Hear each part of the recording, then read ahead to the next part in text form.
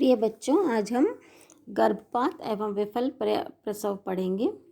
विफल प्रसव का मतलब है कि एक विफल प्रसव एक छोटा रूप है कि गर्भावस्था के दौरान जब भ्रूण का किसी कारणवश छठे या सातवें माह में निष्कासन हो जाता है तथा भ्रूण में स्वतंत्र रूप से जीने की क्षमता विद्यमान नहीं होती है, तो भ्रूण के इस निकास को ही विफल प्रसव कहते हैं।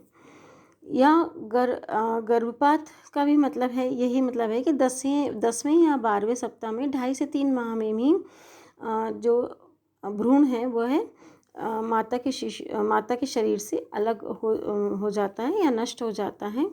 ऐसे अगर मातृ शिशु सुरक्षा के हित में देखा जाए तो अधिकांश विफल प्रसव जो होते हैं वो गर्भवती स्त्री और गर्भस्थ शिशु के हित में ही होते हैं, क्योंकि अगर गर्भाशय में असामान्य या विकृत भ्रूण का विकास हो रहा होता है तो ऐसी परिस्थिति में प्रकृति उसे विफल प्रसव या गर्भपात के माध्यम से बाहर निकाल देती है तथा माता को असामान्य प्रसव पीड़ा से छुटकारा मिल जाता है।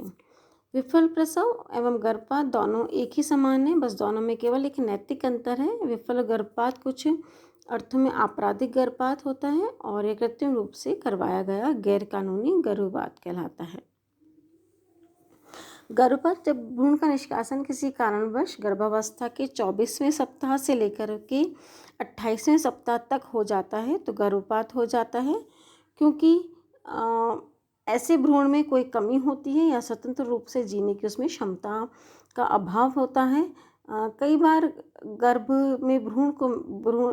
में ही भ्रूण की मृत्यु हो जाती है। निषेचित डिंब के कुविकास, विकृति या बीमारी हो जाने से गर्भपात स्वतः हो जाता है।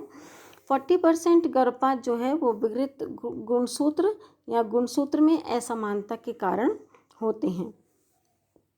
गर्भपात के कई कारण होते हैं, जिनमें से मैं आपको कुछ बता रही हूँ।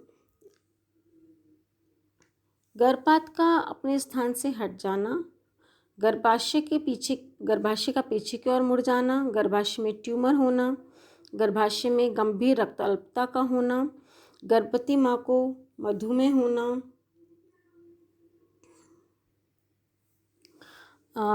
RH फैक्टर जो होता है जो कि ऋणात्मक या धनात्मक हो सकता है, वह भी एक गर्भपात का कारण होता है कि दोनों स्पाउस का जो RH फैक्टर है वह डिफरेंट है, तब भी गर्भपात हो सकता है।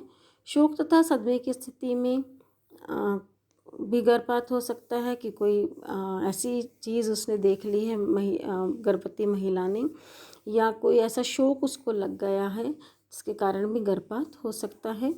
एड्स या अन्य कोई गुप्त रोग है, माता को कोई इन्फ्लुएंजा, दीर्घ नेफ्राइटिस या मलेरिया होने पर भी हो सकता है।